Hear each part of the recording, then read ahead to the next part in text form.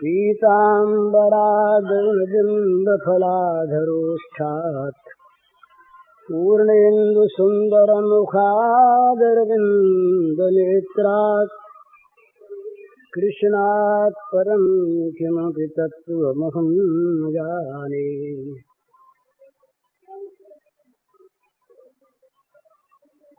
कल शाम को ये चर्चा हुई थी कि भगवत परायण जीवन का प्रारंभ होता है विश्वास से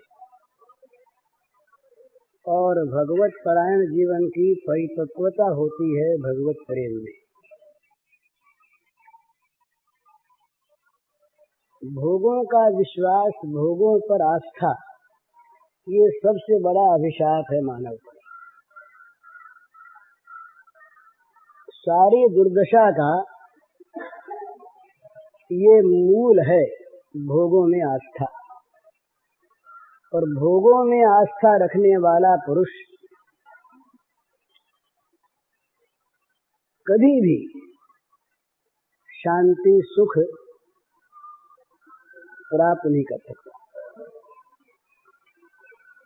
जैसे आग में पड़ा हुआ निरंतर जलता रहता है, उसी प्रकार ये विषय ज्वाला में पड़ा हुआ मानव निरंतर जलते रहने को बाध्य है। तो इस आग से निकलने के लिए पहले इस विश्वास की आवश्यकता है। एक ऐसा स्थान है, एक ऐसी जगह है, एक ऐसा पदार्थ है जहाँ पर नित्य शीतलता है, नित्य शांति है, नित्य सुख है, नित्य आनंद है। और वो है, ये पहले विश्वास करे कि वो है। इस प्रकार की एक परिस्थिति, एक अवस्था, एक स्थान, एक तत्व, एक पदार्थ, कुछ भी हम उसको कहें, कोई एक ऐसा है जो नित्य है, सत्य है, सदा है और आत्यंतिक आनंद रूप है, जहाँ अशांति और दुख के लिए कभी स्थान नहीं, गुंजाइश नहीं। उसका नाम हम चाहे कुछ भी रखें, कोई आपत्ति की बात नहीं। उसमें पहले विश्वास करें कि वो है, और है तो दूसरा विश्वास ये करें कि वो दुर्लभ नहीं है। वो जो इतनी ऊंची चीज है, वो ऊंची चीज दुर्लभ नहीं है, सुलभ है। क्यों सुलभ है? कि वो सर्वत्र है, सदा है और सबके लिए है। किसी के लिए भी उस वस्तु को ग्रहण करने की मुमानियत नहीं है। अमुक आदमी को वो वस्तु नहीं मिलेगी, ये बात नहीं, क्योंकि उसकी है। जितने भी हम चेतन जीव हैं, सारे चेतनों की वो अपनी संपत्ति है, इसलिए उसका मिलना असंभव तो है ही नहीं, कठिन भी नहीं है। ये विश्वास होना चाहिए। ये दूसरा विश्वास। माने 4 विश्वासों की आवश्यकता है, 4 श्रद्धा की आवश्यकता है। श्रद्धा से विश्वास बढ़ता है और विश्वास से श्रद्धा अधिक होती है। ये दोनों एक ही तत्व के कुछ थोड़े से अंतर में 2 नाम हैं, जैसे मुक्ति और मोक्ष। तो पहली श्रद्धा ये कि भगवान हैं, दूसरी श्रद्धा ये कि वो मिलने वाले हैं, असंभव तो है ही नहीं, कठिन भी नहीं। तीसरी श्रद्धा ये कि वो बहुत लोगों को मिल चुके हैं। चौथी श्रद्धा ये कि हमको अवश्य अवश्य मिलेंगे ही। इनमें यदि कमी रहती है तो मन में संदेह आ जाता है, भाई हैं भी और मिलने वाले भी हैं और मिले भी हैं, पर हमको क्यों मिलेंगे, हम तो अयोग्य हैं। ये खूब ध्यान में रखने की बात है कि हमारी अयोग्यता भगवान की कृपा पर कोई असर नहीं डाल सकती। हमारी अयोग्यता से भगवान की कृपा के मार्ग में बाधा आ जाए, ऐसी बलवती अयोग्यता हमारी नहीं है। हमारे पाप भगवत कृपा के प्रवाह को रोक सकें, ऐसा किसी पाप में बल नहीं है। तो विश्वास पूर्वक हम अपनी किसी भी परिस्थिति में भगवान को प्राप्त करने का दावा कर सकते हैं। हमारी चीज क्यों नहीं मिलेगी हमें, और हम पा सकते हैं। तो ये विश्वास जहाँ बढ़ता है भगवान पर, वहीं पर भगवान की ओर जीवन की उन्मुखता होती है, सन्मुख होते हैं भगवान के। और तभी ये विचार बढ़ता रहता है कि भगवान हमारे हैं और हमारा प्रत्येक कार्य भगवान के अनुकूल होना चाहिए। तो ये मनुष्य के जीवन के शुभ का सूत्रपात हो गया। यहाँ पर शुभ जीवन का प्रारंभ हो गया जब मनुष्य प्रत्येक कार्य भगवान की सेवा की दृष्टि से करने लगता है। यही अंतर है भोगी जीवन का और साधक जीवन का। भोगी मनुष्य प्रत्येक कार्य में, प्रत्येक समय, प्रत्येक परिस्थिति में विचार करता है भोग दृष्टि को लेकर। इसमें हमारा भौतिक लाभ हानि क्या है ये देखता है। अब भौतिक लाभ हानि स्वर्ग तक भी, परलोक तक भी रहती है, लेकिन साधक यदि असली कोई है तो उसके प्रत्येक विचार का प्रेरक होता है भगवत सेवा कार्य। वो प्रत्येक कार्य को भगवत सेवा की दृष्टि से ही सोचता है, उसी के अनुसार करता है। तो इस प्रकार जब होने लगेगा तो हमारे प्रत्येक विचार और प्रत्येक कार्य का स्वरूप स्वभावतः बदल जाएगा अपने आप। भोग के लिए होने वाला काम ये ज्ञान को आच्छादन करेगा निरंतर, और भगवान के लिए होने वाला काम अज्ञान को हटाएगा हरदम। वो आवरण डालेगा माया का और ये पर्दे को फाड़ेगा। तो जीवन का परिवर्तन अपने आप हो जाएगा भगवान की ओर लग जाने पर। भगवत सेवा की भावना से, भगवत सेवा के दृष्टिकोण से विचार और क्रिया आरंभ होने पर अपने आप जीवन के कार्यों में परिवर्तन हो जाएगा स्वाभाविक। और ये होते होते जब भगवत भाव की वृद्धि होगी तब समर्पण हो जाएगा, भगवान के प्रति समर्पण हो जाएगा।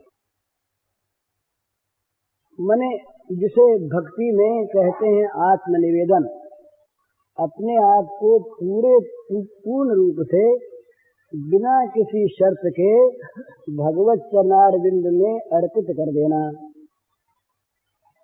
जब तक कोई शर्त है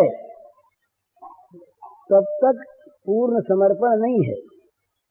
शर्त को साथ लिए एक समर्पण है, वो कॉन्ट्रैक्ट है, वो सौदा है, वो लेन देन है, वो समर्पण नहीं है। समर्पण वो है जिसमें कोई शर्त न रहे। प्रेमी लोग तो बहुत आगे बढ़ते हैं, वो तो कहते हैं कि हम मिलने की भी शर्त नहीं रखते। मिलना अगर तुम्हें अपने सुख के लिए आवश्यक हो तो हम मिलना चाहते हैं, पर हमारी मिलने की भी शर्त नहीं। परसों या कल ही वो एक पद कहा था ना कि भाई हमारी पूजा को हमारे सरकार भी न जान पाए कि हम पूजा करते हैं। ये डर रहता है मन में कि पूजा को वो जान न जान।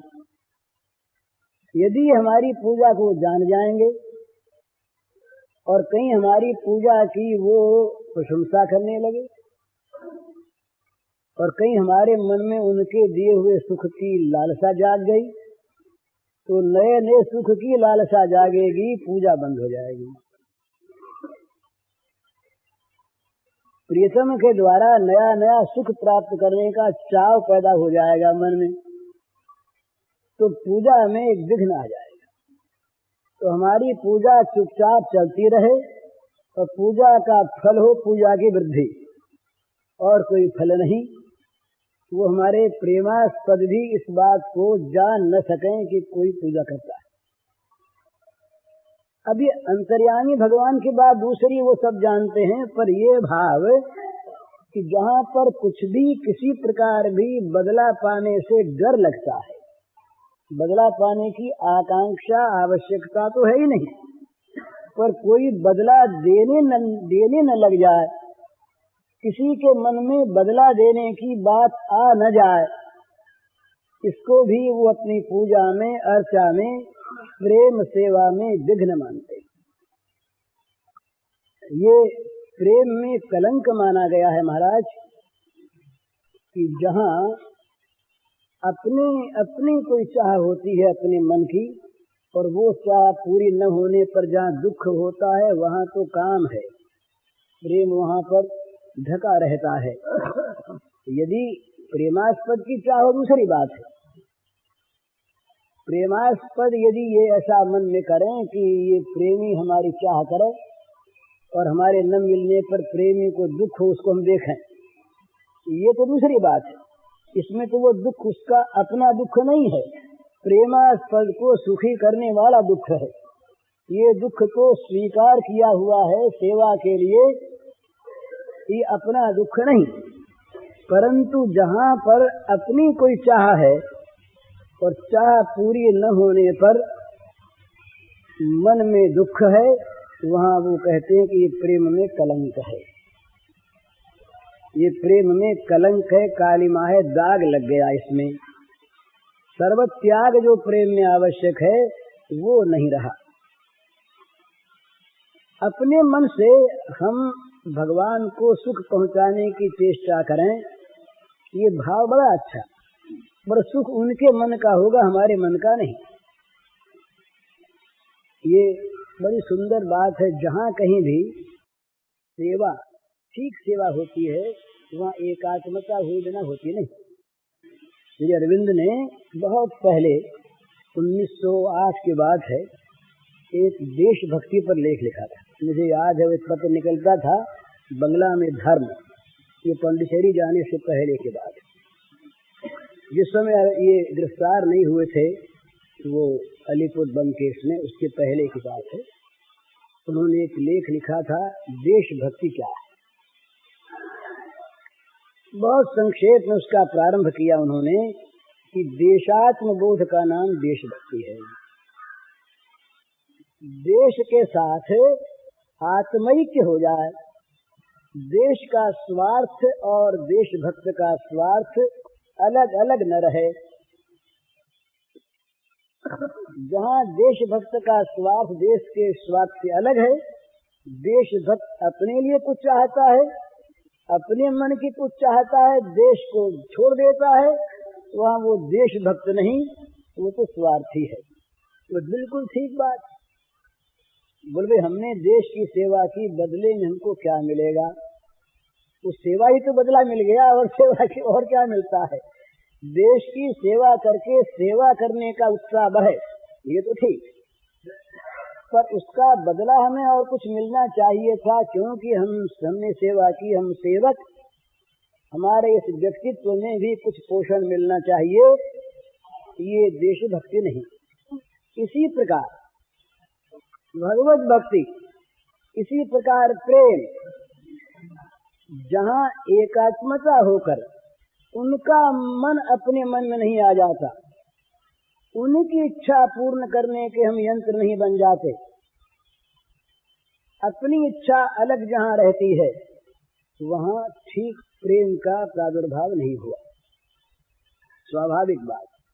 वहाँ तो केवल एक ही बात रहती है कि उनके मन की हमारे इस यंत्र के द्वारा होती रहे, इस यंत्र के द्वारा उनके मन की होती रहे।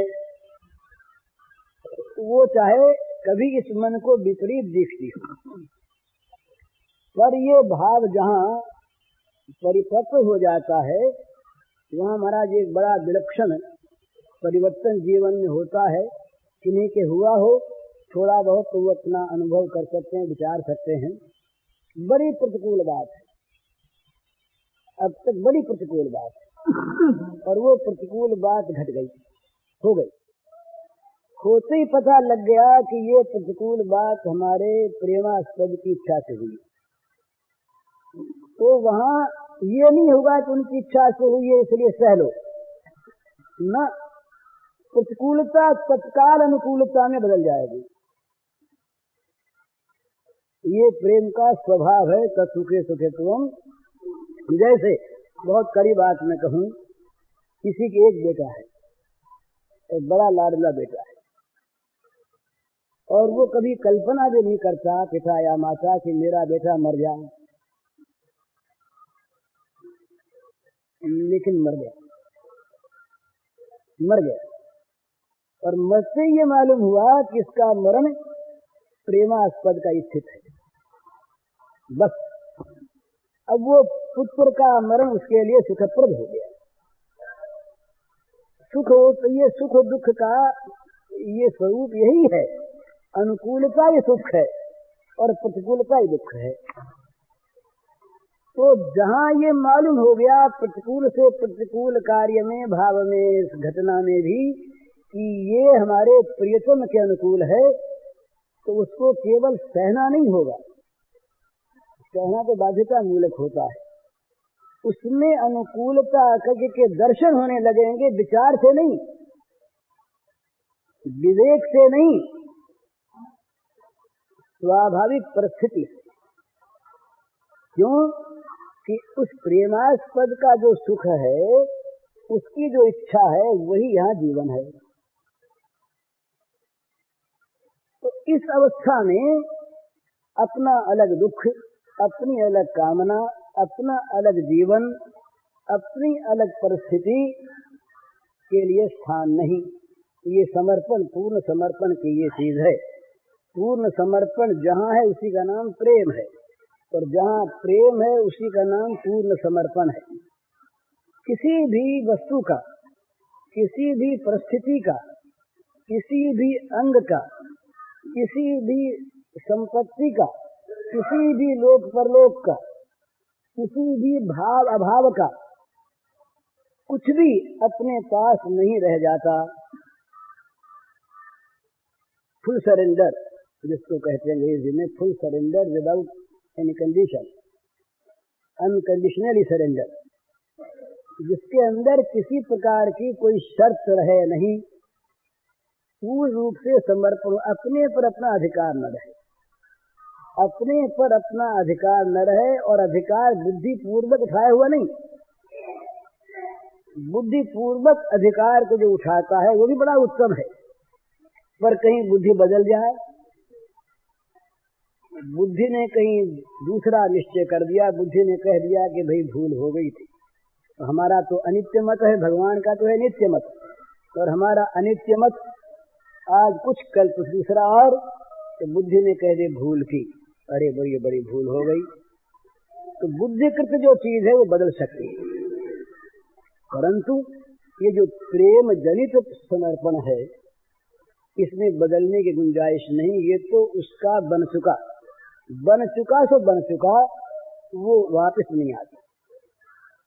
प्रेम सिंधु में डूबा कोई हमने नहीं उछलते देखा, ये ललित किशोरी जी का बड़ा सुंदर पद है। प्रेम सिंधु में डूबा कोई हमने नहीं उछलते देखा। भाई प्रेम सिंधु में डूबे नहीं तब तक कभी कभी बाहर आ जाते हो, छलछलाते हो, छलकते हो ऊपर, पर प्रेम सिंधु में यदि आमग्न डूब गए तो उसके बाद उसमें से कोई निकलता नहीं, वो तो वहां का हो गया। तो ये जो पूर्ण समर्पण का स्वरूप यही है कि जिसमें कभी बदलने की गुंजाइश न रहे। वो गुंजाइश यदि रहती है तो समर्पण में पूर्णता नहीं है, कुछ न कुछ अपूर्णता है। तो पूर्ण समर्पण का अर्थ ही है कि फिर बदलने की गुंजाइश न रहे, चाहे कुछ भी हो जाए। उससे बड़ी बढ़िया चीज कभी सामने आवे और उस चीज में महान संकट, दुख, विपत्ति, संहार का दृश्य सामने भयानक आ जाए, पर दोनों अवस्थाओं में ही वहाँ बदलना नहीं, वहाँ उससे एक पैर हटना नहीं, एक क्षण के लिए रूपांतर मन का होना नहीं। ये पूर्ण समर्पण प्रेम में होता है। तो जहाँ पूर्ण समर्पण है वहाँ अपने आप का कोई अलग अस्तित्व नहीं है, और वो अस्तित्व जहाँ अपने आप का नहीं है वो अपने आप के लिए कोई इच्छा नहीं है, अपने आप के लिए कोई भोग्य नहीं है, अपने आप के लिए कोई अलग सुख नहीं है, अपने आप के लिए कोई परिस्थिति अलग नहीं है, कोई परिस्थिति भी अपने आप के लिए अलग नहीं है। सारी परिस्थिति प्रेमास्पद की परिस्थिति है। सारा संसार प्रेमास्पद का ही संसार है। सारी वृत्ति प्रेमास्पद की ही वृत्ति है। बुद्धि का सारा व्यापार प्रेमास्पद की बुद्धि का व्यापार है। इस प्रकार से प्रेम में तो समर्पण होता है, वहाँ तो अपने आप हम भगवान के उपासक हैं, हम प्रेमी हैं, इसकी स्मृति भी नहीं रहती। प्रेमी में अगर प्रेमीपन की स्मृति हो जाए और कहीं अपने प्रेम में परिपक्वता का भान हो जाए तो वो परिपक्वता प्रेम की अपने को दिखने वाली कुछ चाहने लगती है। इसलिए बड़ा सुंदर भाव प्रेमी कहता है कि हमारे में तो प्रेम है ही नहीं, है ही नहीं। श्री राधा ने कहा एक बार कि जब सरकार मथुरा पहुंच गए तब एक दिन राधा जो है भावमयी हैं, महाभाव रूपा हैं, ये भाव ही से बनी है। भगवत भाव ही राधा का मूल धातु है। तो राधा एक भाव आया, दूसरा आया, तीसरा आया, एक ही भाव की बात है कि भाई आज हमारा मन चिता हो गया। मैं प्रार्थना करती थी नारायण से, ये भगवान किसी प्रकार श्याम सुंदर को बुद्धि तो आवे, उनके मोह का नाश तो कैसे ही हो। मैं समझाती, मैं चेष्टा करती कि श्याम सुंदर मेरे समान अयोग्य, नालायक, दोषयुक्त, सब प्रकार से दीनहीन, मलिन, तुम्हारे सर्वथा आश्रय पाने के अयोग्य, किसी प्रकार के किसी भी गुण की जहाँ सत्ता नहीं, इस प्रकार की मैं, तुम मुझ पर कृपा क्यों करते हो, तुम मुझसे प्रेम क्यों करते हो। तो जितना जितना मैं कहती उतना उतना वो अधिक प्रेम दिखलाते, अधिक प्रेम करते। तो मैं समझती कि इनका मोह सीमा को पहुंच गया। बोला ठिकाना है कोई, एक वस्तु जो मलिन है और दूसरी अनेक वस्तुएं उसके सामने वहीं पर बहुत उससे बढ़िया है, उन वस्तुओं को न देखकर, न चाहकर जो मलिन पर ही मन लगाता है वो तो मोहित ही है ना। तो श्याम सुंदर मोहग्रस्त रहे, उनमें विवेक नहीं रहा, बुद्धि ठीक काम नहीं कर रही उनकी। तो मैं भगवान से प्रार्थना किया करती कि हे भगवान, इनकी बुद्धि ठीक करो जिससे सुख पा सकें। तो मथुरा गए और मुझको भूल गए और वहां उन्हें सुख प्राप्त हुआ। तो मेरी बात भगवान ने सुन ली, बड़ी कृपा भगवान ने की, बड़ा अनुग्रह भगवान ने किया। मैं जो चाहती थी वो वरदान नारायण ने मुझे दे दिया। श्याम सुंदर का मोह नष्ट हो गया, वो सुखी हो गए। अब बताइए ये क्या भाव है। अपने में इतनी हीनता का अनुभव और अपनी विस्मृति सरकार को हो गई, इसमें सुख का अनुभव क्यों? कि उसमें उनके सुख की कल्पना है। उनके सुख की कल्पना है कि वो सुख मानते तो थे यहाँ पर वास्तव में सुख था नहीं। तो वो सुख उन्हें आज मिल गया होगा, मिल गया, इसी से तो मेरी विस्मृति हुई, नहीं तो मोहग्रस्त थे ही। अगर मोह न टूटता तो मुझे भूलते कैसे? तो मुझे भूले इसका अर्थ है कि उनका मोह भंग हो गया। मोह भंग हो गया तो उनको सुख प्राप्त हो गया, नहीं तो ये मोह भंग कैसे होता? अतएव मैं सुखी हो गई, मुझे भगवान ने कृपा करके वरदान दे दिया। तो ये कितनी ऊंची भावना है ये प्रेम। तो वहाँ जहाँ ये भावना है वहाँ बदला पाने की चीज, वहाँ भोग की कामना, वहाँ शरीर के सुख की और नाम की कामना।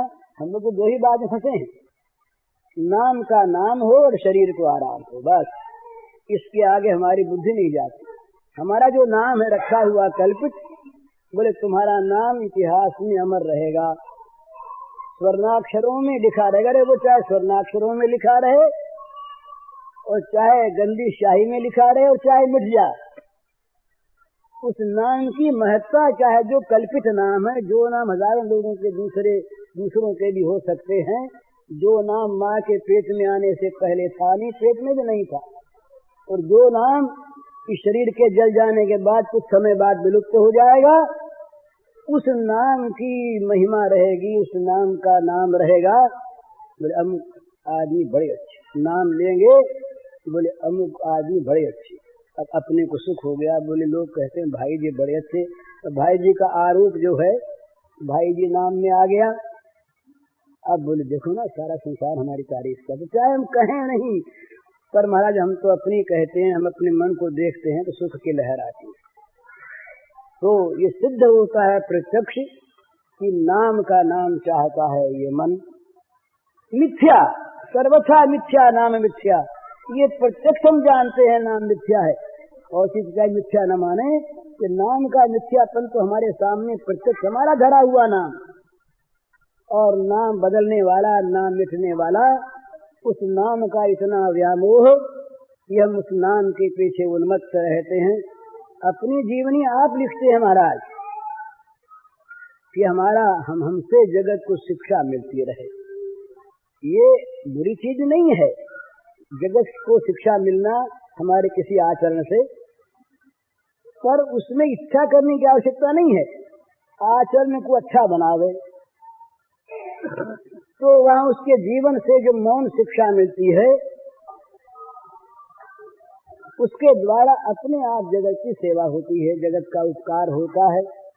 पर यदि उसके साथ जरा सूक्ष्म कामना रहती है, मीठा विषय है ना, लगता स्वाद है, बोले भई हम अपने हाथ से अपने जीवन की बात लिखेंगे तो सच्ची लिखेंगे, दूसरे जानते नहीं। औरों की बात तो मैं नहीं कहता, पर मुझको कोई लिखने को कहे तो मैं तो अपनी बड़ाई लिखूंगा, पर बुरी बुरी बात जो जीवन के सब छिपा लूंगा मैं, क्योंकि मुझे तो बड़ाई पानी है ना आपसे। अपनी तो ये दशा। तो इस प्रकार से नाम और क्या, ये शरीर जो पांच भौतिक पिंड है, दिष्टा मूत्र की थैली है ये, और इसमें है क्या? अरे इस चमड़े की थैली में भरा क्या है, अंदर जरा खोल के तो देखो एक बार। ऐसे लोगों को ऑपरेशन रूम में गस आ जाती है। कहीं ऑपरेशन रूम में पहुंच गए तो वहाँ डॉक्टर कहा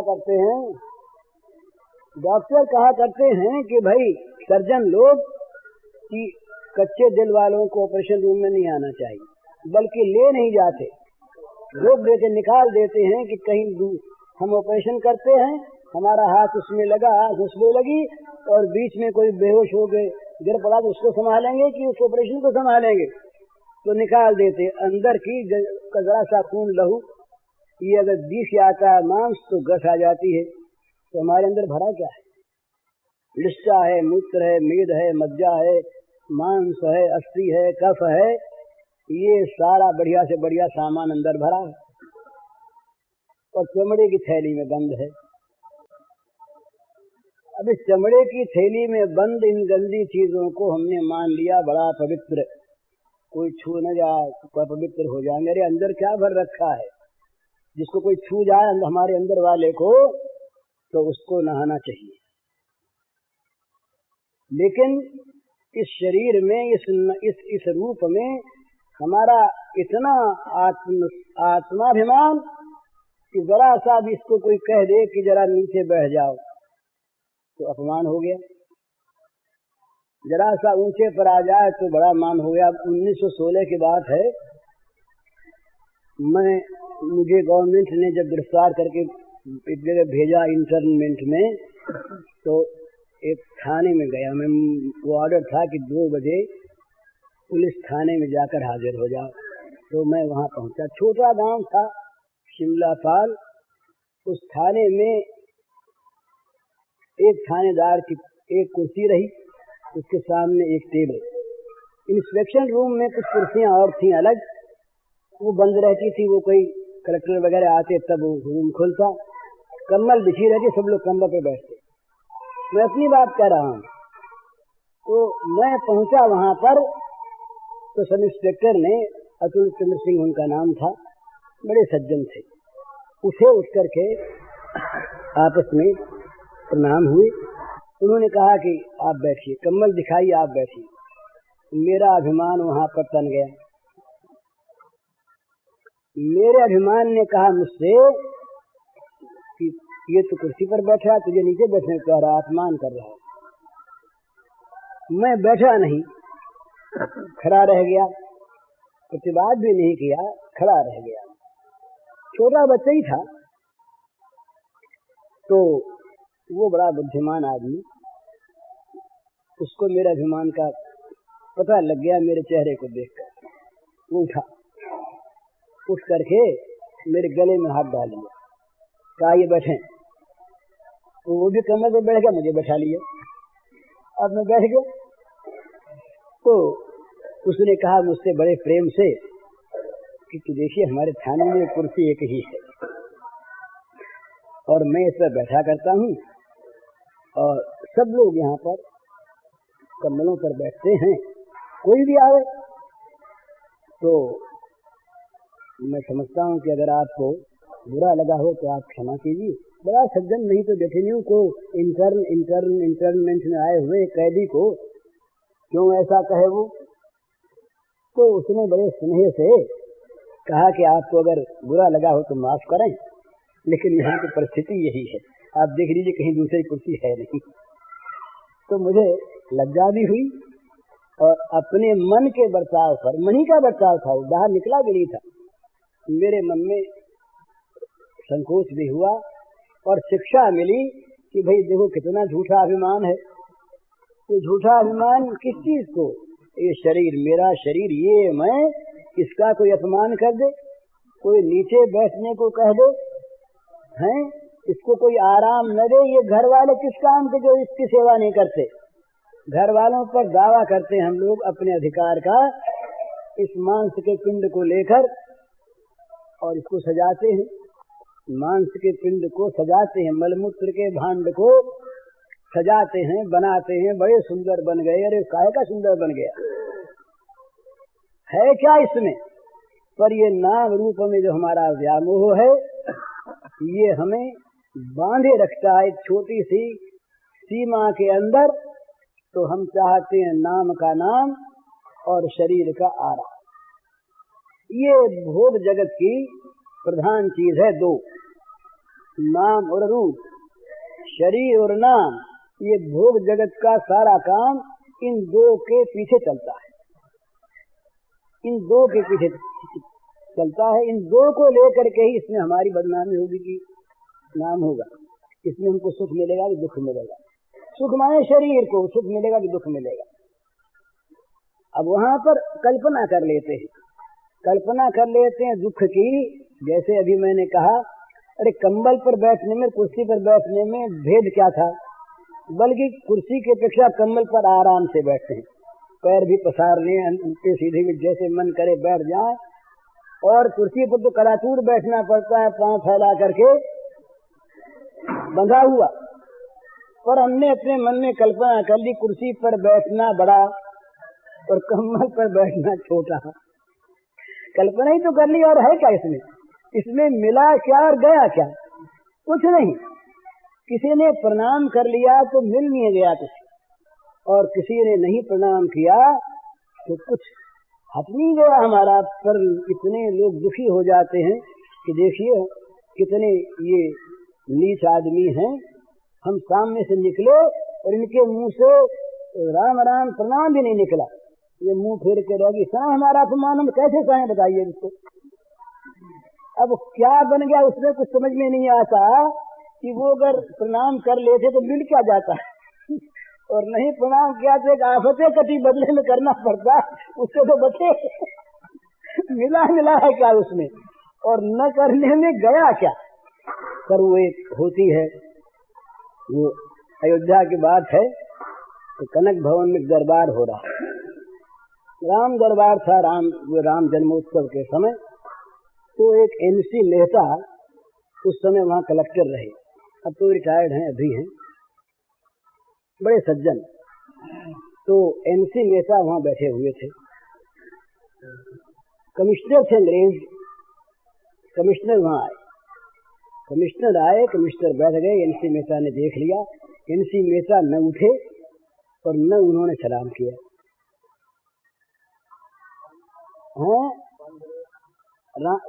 कनक भवन में राम दरबार हो रहा था, रामोत्सव मनाया जा रहा था, जन्मोत्सव। अब वो कमिश्नर साहब ने इसको देख लिया, वहां कुछ नहीं बोले, अपने ऑफिस में जाकर उन्होंने एक अर्ध सरकारी पत्र लिखा इनसे मेहता को। अब वो एक एटिकेट होता है, उसकी रक्षा करनी चाहिए, उसका विरोध नहीं, जहाँ प्रणाम करना आवश्यक हो वहाँ प्रणाम करना चाहिए। तो उन्होंने चिट्ठी लिखी इनसे मेहता को कि मैं वहाँ गया, आप वहाँ पर थे, एक एटिकेट के हिसाब से ही आपको उठना चाहिए था, सलाम करना चाहिए था। बड़ी नम्र भाषा में लिखा, उन्होंने उत्तर लिख दिया, उसी चिट्ठी पर लिख के लौटा दिया कि आपको देखना चाहिए कि मैं हिंदू हूँ और मैं राम दरबार में बैठा था, हमारे राम भगवान है और राम के सामने किसी को नमस्कार करना निषेध है, मैं कैसे नमस्कार करता आपको। आप वहाँ पर कमिश्नर नहीं थे, मैं वहाँ कलेक्टर नहीं था, मैं राम के दरबार का सेवक था और आप भी इसी निमित्त से आए थे। तो आप परिस्थिति को समझ लीजिए, अंग्रेज से समझ गए। उन्होंने कहा बहुत ठीक, परंतु बात यहाँ कहने की इतनी है कि बुरा लगा ना उनको, सलाम न करना बुरा लगा, न उठना बुरा लगा। एनसी मेहता को बुरा लगता तो उसका एक स्वारस्य था, जो प्रणाम न कर सके उसको बुरा लगे ये तो ठीक, पर प्रणाम किसी ने हमको नहीं किया, हमारा अपमान हो गया, ये कोई आवश्यक बात नहीं। तो बल्कि ऐसा होता है कि प्रणाम करवाने में संकोच होना चाहिए। एक स्वाभाविक अभिमान पैदा होता है मनुष्य के मन में। एक संत थे, तो वो मर गए, वो पत्रों में लिखा करते थे कि आप जानते हैं अमुक अमुक ऊंचे ऊंचे लोग अक्सर हमारे चरणों को छूते हैं। अब उनका देहांत हो गया, बैरागी साधु थे, बड़े अच्छे पुरुष थे। अब उन्होंने लिखा, ये लिखते थे बार बार कि आप समझते हो क्या हो, इतने बड़े बड़े अफसर, इतने बड़े बड़े संत, इतने बड़े बड़े धनी हमारे चरणों को छूते हैं। तो चरण स्पर्श ने क्या पैदा किया उनके मन में, एक अभिमान पैदा किया कि हम इतने ऊंचे। तो चरण स्पर्श करने का निषेध करना तो उत्तम, कहीं पर भी मान, ये एक बात इसमें और दूसरी रहती है, वो नहीं होनी चाहिए, नहीं तो और नया जहर आ जाएगा। बोले भाई कितने अच्छे आदमी हैं कि अपना चरण भी नहीं छूने देते, ये तो बड़ी प्रशंसा के पात्र हैं, बड़े कीर्तिमान। अगर ये मन में आ गया तो चरण छू लेना इससे अच्छा था। वो तो पैर को छूता अहंकार, ये मन को छू गया, मन को छू गया। यदि मन में आवे कि हम अच्छे हैं इसलिए पैर नहीं छुड़ा देते। हमारा एक लड़का है घर का, मोहन, जैसे श्री अजय जी का छोटा भाई, उनका लड़का हमारा बच्चा ही है वो। तो एक बार उसने जोश में आकर के जनेऊ निकाल दिया।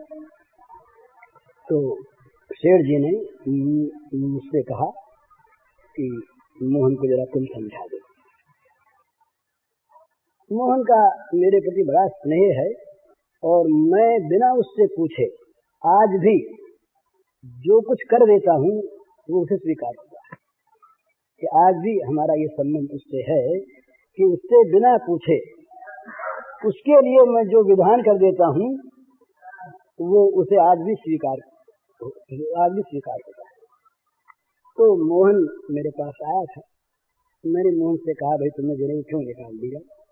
संक्षेप में कहता हूँ, उसने कहा कि भाई जी ये जनेऊ पहनने वाले सब लोगों को बड़ा अभिमान है कि हम तो त्रिवर्ण, हम तो ऊंचे, और जनेऊ न पहनने वाले, न पहन सकने वाले अद्विज, वो हमसे छोटे। तो ये अभिमान हम नहीं करना चाहते। हमने कहा बहुत अच्छी बात, अभिमान तो नहीं। तो अब बताओ तुम्हें अभिमान पैदा हुआ कि नहीं कि हम जनेऊ छोड़ देने वाले इन अभिमानियों से ऊंचे? तो बुद्धिमान आदमी उसने उन्हें कहा ये तो हो गया। तो हमने कहा हो गया तो एक रोग था ही, दूसरा तुमने नया रोग लगा लिया, उस एक रोग को रहने दो, क्या अर्थ है?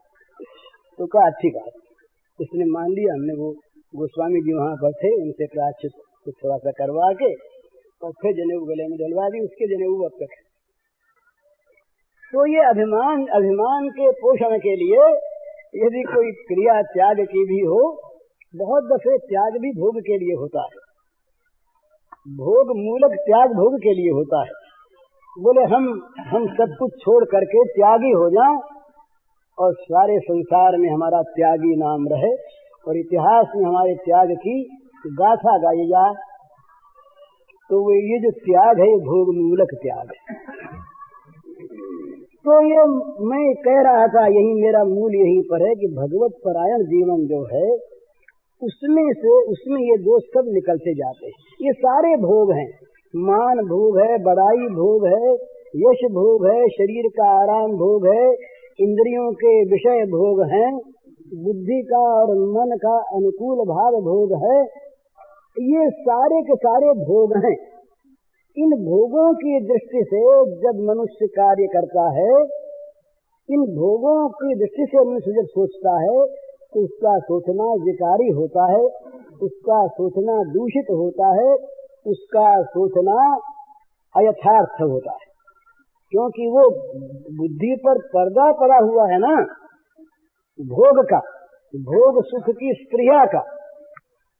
तो भोग सुख की स्पृहा मन में रखते हुए, भोग जगत पर आस्था रखते हुए मनुष्य ठीक यथार्थ विचार, यथार्थ निश्चय नहीं कर सकता, क्योंकि भोग उसके विवेक को ढक लेता। कामना जो भोग कामना है ये विवेक को आच्छादित कर लेती है, आवृत कर लेती है, मोहावृत रहता है। वो जो विलास विभ्रम रत है वो मोहावृत है, ये सिद्धांत है।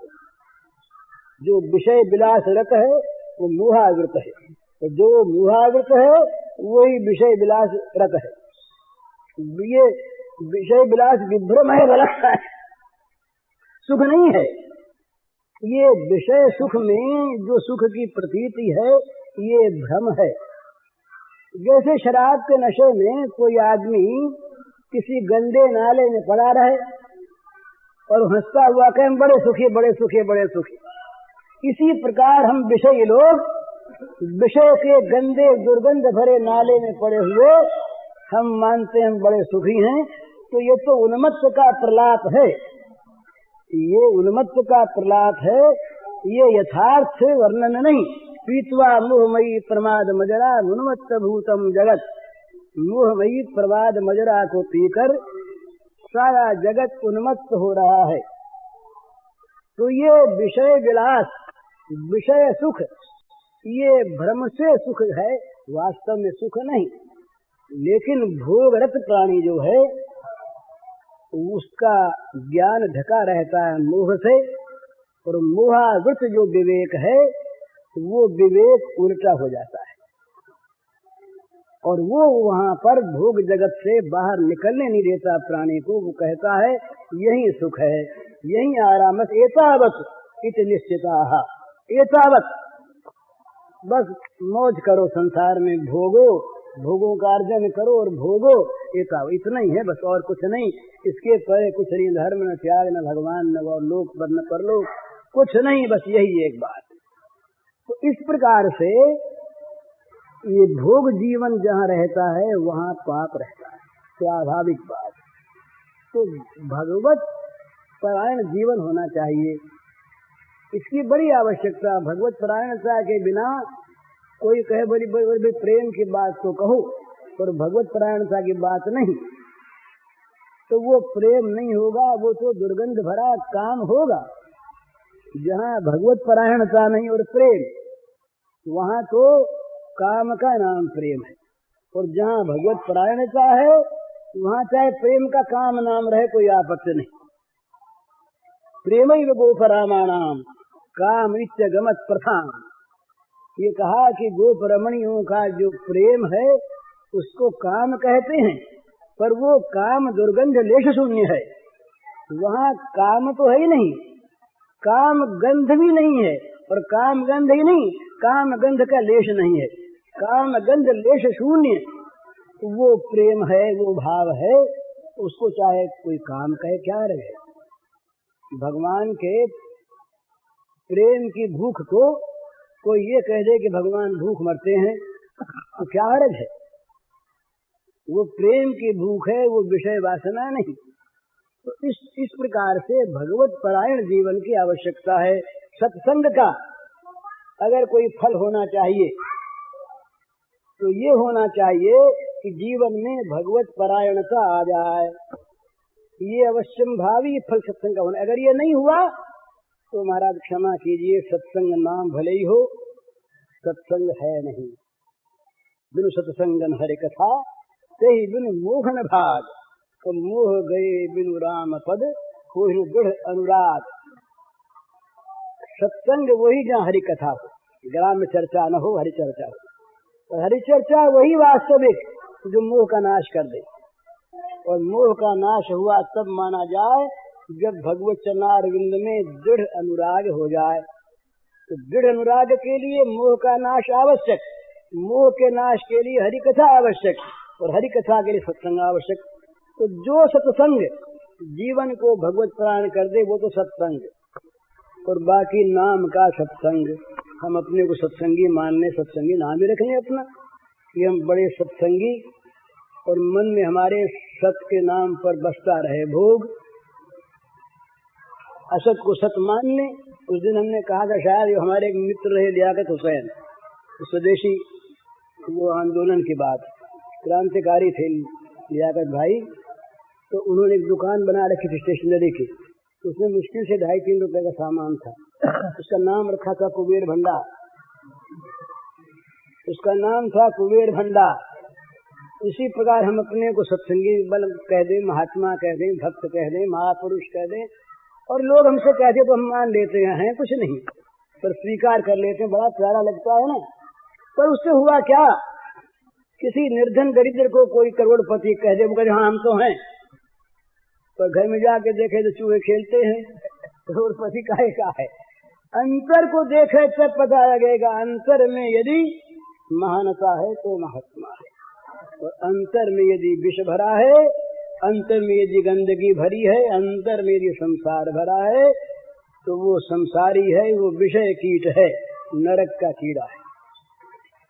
संसार जो भगवान से रहित है वो नरक है, और भगवान से रहित संसार में रहना है वो नरक का कीड़ा बन के रहना है। तो भोग जीवन नारकी जीवन, और भागवत जीवन ये वैकुंठ जीवन। तो अपने जीवन में भगवत परायणता को लाना है। ये परायणता आती है विश्वास से, और इसका परिपाक होता है प्रेम से। क्या तो इसका परिपाक होता है प्रेम में।